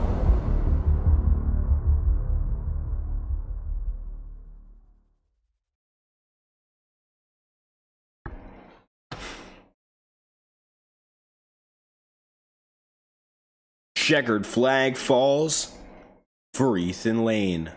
Well, it did in a different way, as he wasn't able to get it through and spun out on the final restart. And Nolan Potter is your winner.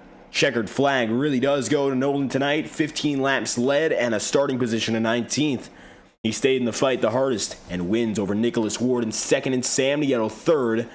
Trevor Trago goes fourth and Don Stevenson finishes fifth. Richard Smith with a career best finish of 6th, and Alex Kim goes 7th, with Brad Patton 8th, Nate Campbell 9th, and Joe Yakes P10. Then from there, Randy Fiash finishes 11th, with John DeBarro 12th, Robert Richardson 13th, Ryan Bean 14th, Eric McFarland 15th, and Brock Potter 16th. Ryan Potter P17. Ethan Lane, with his worst finish of the season, goes 18th, and 19th is Zach Schrintenol. Bobby Keith 20th. 21st is then Aaron Eads. Blake Cannon goes 22nd, with Andrew Hamilton 23rd. Austin Cardulas 24th, and Matthew Cornell 25th. John Kalis P26, Eli Cars 27th. Aaron Cobb 28th, Matt Jonas 29th, and David Davis 30th. 31st, Josh Gallagher. First things first, we got to speak to your winning driver. It has been a long time coming, and what a way to win it, outlasting every mistake in sight. Nolan Potter, what a drive, what a win, and you had to escape all the chaos from beginning to end, including 3 overtime attempts to make it yours. Yeah, that was quite the interesting final, I don't know, 10 laps there. I felt like restart after restart. And I mean, the harder or the longer the tires were on the car, the harder the restarts were. So a lot of people are having trouble with it. And I'm just glad I didn't have the same fate. So.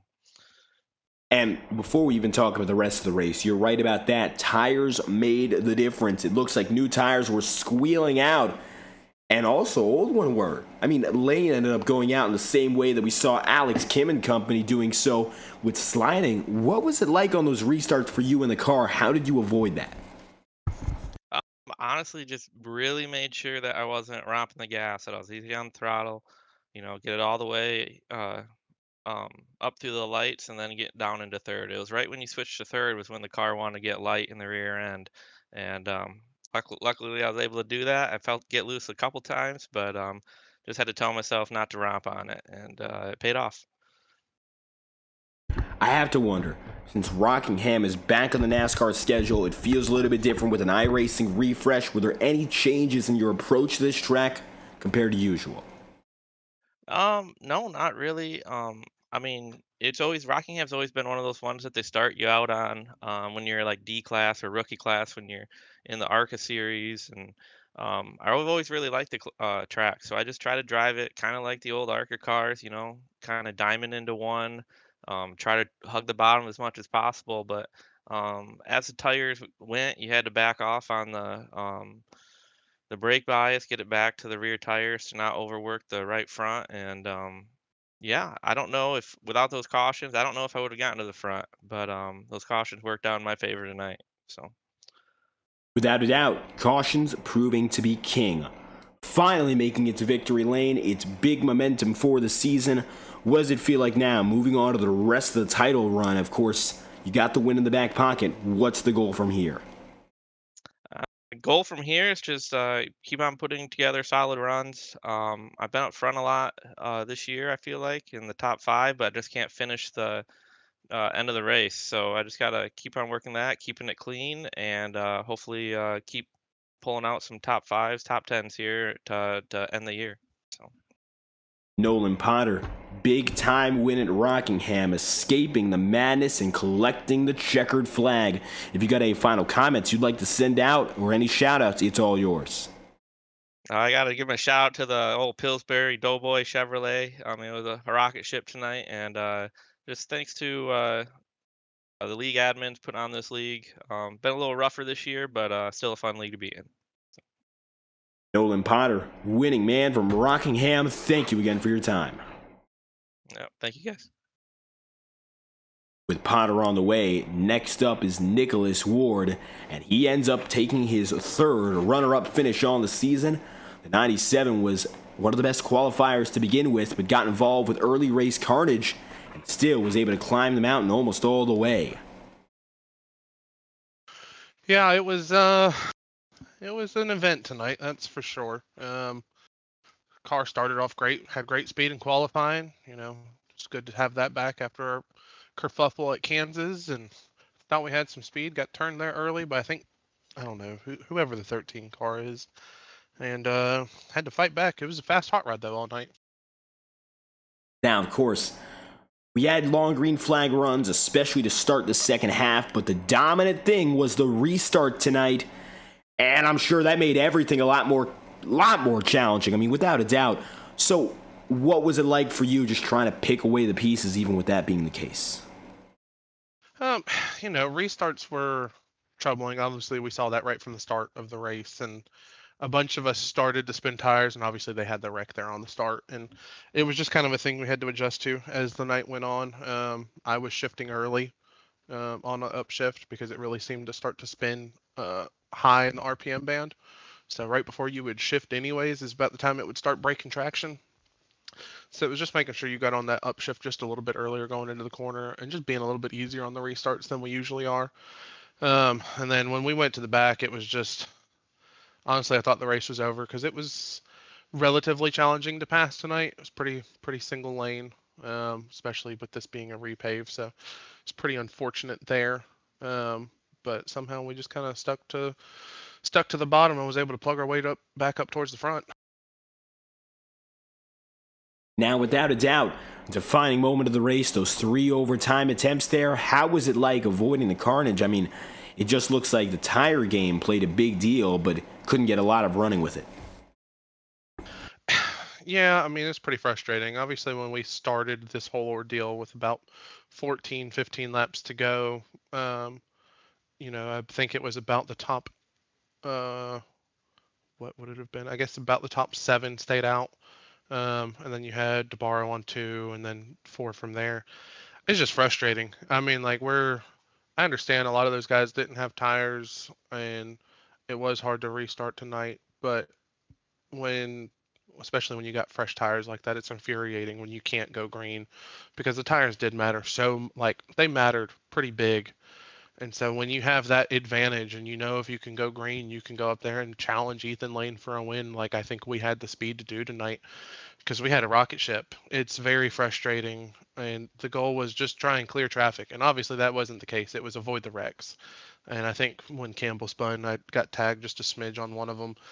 And it's unfortunate for those guys, but I mean, they got themselves in those positions and they did the best they could, I guess. But it's just really frustrating when, we won this race last year and we're trying to defend it, have a great qualifying effort, and probably had way more speed than we had here last year, and actually had enough speed to go contend for the win outright this year on pace, whereas we kind of looked into it last year. So just an unfortunate way to end a race that turned out to be so good through the middle parts when we were able to drive our way up to the front. So it's just really unfortunate. It's great for the finish, but it's yeah. Well, all things considered, still a podium after a tricky night on the circuit. Next up, we head to Watkins Glen, but until then, any last comments you'd like to send out? Yeah, I look forward to Watkins Glen. I want to thank Jacob and all the admins, especially Dawn tonight. Being solo admin tonight, did a great job out here with all of us and trying to keep us all under control. Next Level Racing, thank them for their continued sponsorship of the league, and Universal for this being on the hood of this car with this fast Chevrolet and just keeping these things rolling. Let the good times roll. We're up towards the front in points, and hopefully we can keep up there. And obviously, thank you as well to you for the broadcast. Put out great stuff.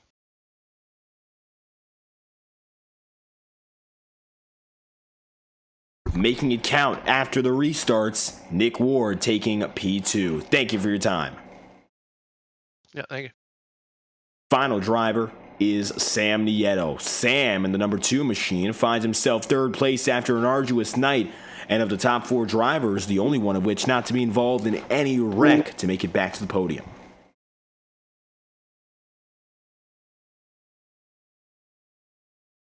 Sam Nieto, you got a copy?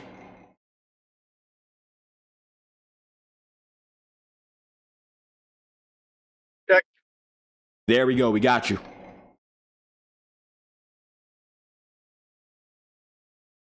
Well, we had you for a blip, Sam. Do you hear us? Yeah, I can hear you. Can you There hear we me? go. All right, we got you. Well, 3rd place on the day. It was a tricky night all around, but of the top 4 guys, you were the only one who didn't get involved in the wreck in the opening stretch, including those opening restarts. Things were dicey overall, but you were able to recover and make it for 3rd. Interestingly enough, one of those starts, my car was killed. I had major right front damage and it wouldn't turn, but it didn't really matter because we couldn't manage to go more than 50 feet after that. So in that regard, I got lucky, I guess. But I was in top 5, probably a 5th place car all night. Finished higher than I should have, but still, man, when we do that kind of stuff, it's just not Now, of course, this race really did come down to restarts, and I'm sure nobody in the field really the happiest in that regard, but it looked like in those longer runs you definitely had pace. What was it like going up against Lane, against, say for instance, Brad Patton, and trying to figure things out with your speed? On a track like this, you don't really, or at least I don't worry about what others are doing. Try to run as well as I can without hurting tires, I guess, if that makes sense. But if I tried to match Ethan's speed, then it's going to blow my tires off and be even slower. So it's just a matter of doing the best that I can and not worrying about what others are doing. And of course, you've been in this track many a time before. It's looking a little bit different after that NASCAR refresh. Is it driving any different for you in your experience? Yeah, there's way too much grip. It's really gripped up. I loved old Rockingham. I mean, it had some of the same characteristics, but it was just so tight. I guess some of it could have been iRacing setup, but it was just so tight. Yeah, I liked it a lot more before the repave. Well, nevertheless, Sam Nieto, third on the day here before we head down to Watkins Glen. Anything else you'd like to send out to the fans in the audience? Thank you, Dave, for putting on the show. I'd like to give a message to the league that we can do better than this. Everyone else got to look at ourselves. We've got to do better than this. But that's all I've got. Well, hopefully we're going to see some more of that clean action in the Empire State. But until then, Sam Nieto, P3 on the day. Thank you for your time. Thanks, David. I am shocked at the way this race ended, because it really was the story of that lap 1 incident that saw us finishing out same way. Nolan Potter, first time winner. He gets the job done here in Rockingham. And until then, we'll be with you live next week from Watkins Glen. Thank you again for tuning in to tonight's coverage of the Integrity Racing League. I've been your host, David Kreutz, commentating and producing. If you enjoyed, make sure to leave a like on the stream and subscribe to the channel. Your support is always greatly appreciated. We hope to see you next week, next Tuesday night, with coverage at the Glen. Congratulations to race winner Nolan Potter for his first of the season. Thank you for tuning in. We hope you have a fantastic night.